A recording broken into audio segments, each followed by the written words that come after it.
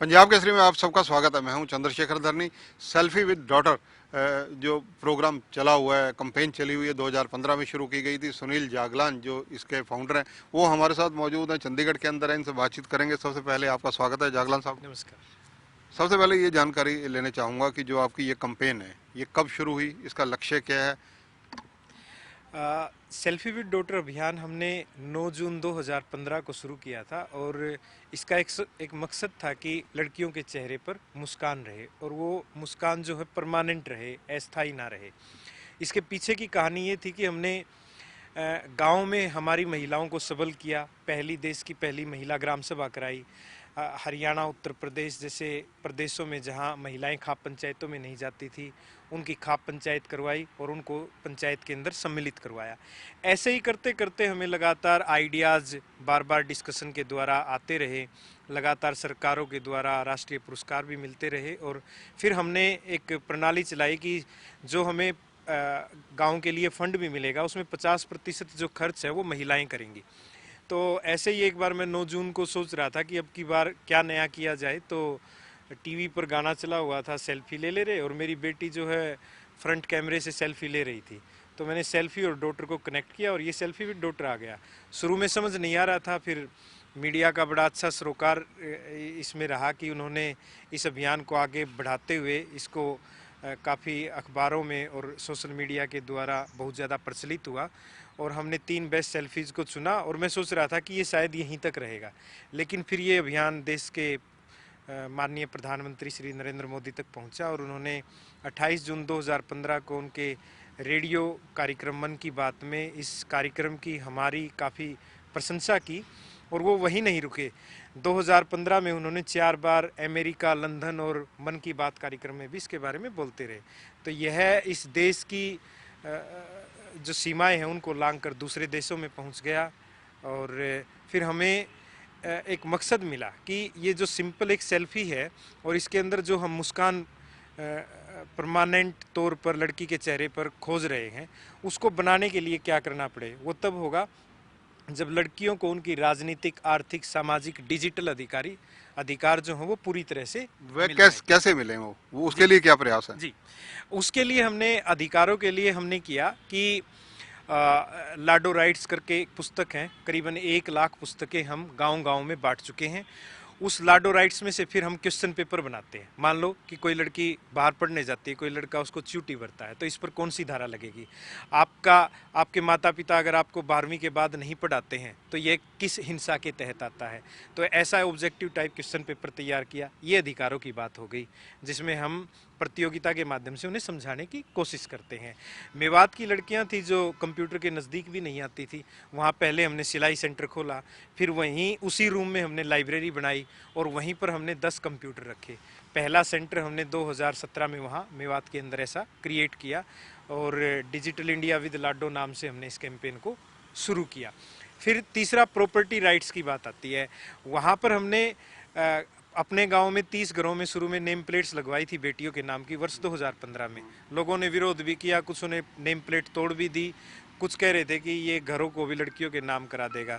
तो हम इस अभियान में लगातार लगे रहे और आज के दिन जो करीबन 5 से 6 प्रदेशों में 15,000 बेटियों के नाम की जो नेम प्लेट है, हम लोगों को जागरूक करके नेम प्लेट लगवा चुके हैं। हमारी सेल्फी विद डॉटर फाउंडेशन है जो कोई किसी प्रकार का फंड नहीं लेती है, लोगों को मोटिवेट करती है, सामाजिक कार्यकर्ताओं की सहायता लेती है और 300 से ज़्यादा हमारी टीम लाडो बन चुकी हैं जिनका मुख्य मकसद होता है किसी भी लड़की के साथ जब गलत होता है तो वो एक तो काम करती हैं कि गांव-गांव में लड़कियों के और औरतों के मोबाइल में डिप्टी कमिश्नर और सुपरिटेंडेंट ऑफ पुलिस का नंबर फीड करवाती हैं, उन्हें टेक्स्ट करना सिखाती हैं और इसके अलावा वो खुद भी उन लड़कियों की मदद करती हैं।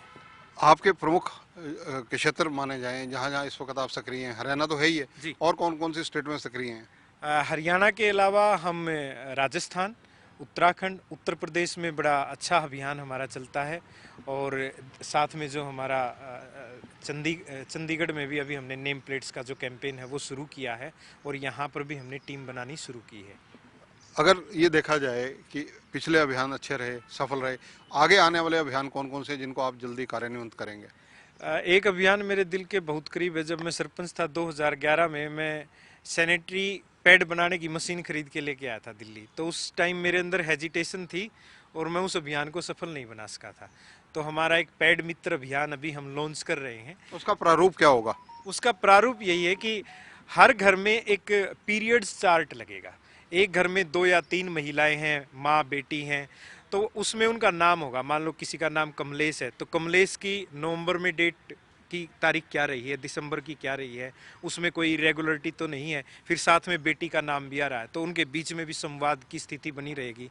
उनके पिता या भाई देख रहे हैं, वो ये भी नोट करेंगे कि घर में सैनिटरी पैड है या नहीं। छोटा बच्चा जो बड़ा हो रहा है वो भी सीखेगा कि ये नॉर्मल सा विषय है। तो ये सबके संवाद का विषय हो जाएगा। तो पैड मित्र अभियान जल्द ही हम मेवात और गुरुग्राम की लड़कियों के साथ लॉन्च करने जा रहे हैं। तो सेल्फी विद डॉटर, ये जो आपका मिशन है, अभियान है, कंपेन है, क्या इसका कोई पंजीकरण, रजिस्ट्रेशन भी करवाया आपने कहीं? सेल्फी विद डॉटर जो है वो इंटेलेक्चुअल प्रॉपर्टी मेरे नाम से भारत सरकार की तरफ से रजिस्टर्ड है ये। और इसी तरह जो फाउंडेशन है वो हमने रजिस्टर्ड 2017 में कराई, जिसका शुभारंभ स्वर्गीय पूर्व राष्ट्रपति प्रणब मुखर्जी जी के द्वारा राष्ट्रपति भवन में शुरू किया गया। आपके पास फंडिंग का क्या व्यवस्था रहती है? क्योंकि खर्च तो होता ही है, कभी भी कोई संगठन चलाना हो। मैं क्योंकि एक अच्छे संगठन प्रणब मुखर्जी फाउंडेशन में सलाहकार के पद पर जॉब करता हूं, तो मैं मेरी तनख्वाह एवं जो हमारा सर्कल है, क्योंकि पहले मैं टीचर रहा हूं, तो बहुत सारे व्हाट्सएप ग्रुप हैं। अगर हमें सिंपल कोई हेल्प चाहिए होती है, मान लो जैसे मैंने करीबन 40 के करीब लाइब्रेरी बनाई है, तो उनके अंदर आप देखोगे तो हमने बुक्स मंगवाई हैं डायरेक्ट एड्रेसेस पर हम डालते हैं। अभी हम मोबाइल्स लेके आ रहे हैं लड़कियों के लिए। 58 मोबाइल हमने मेवात में बांटे हैं। तो हम कहते हैं कि इन लड़कियों के पास पढ़ने के लिए मोबाइल नहीं है, तो उनकी डिटेल शेयर करते हैं कि भाई इसका नाम सुहाना है और इस लड़की को मोबाइल चाहिए है, तो इसकी जो हेल्प करेगा उनका आपस में कॉन्टैक्ट नंबर भी शेयर कर देते हैं।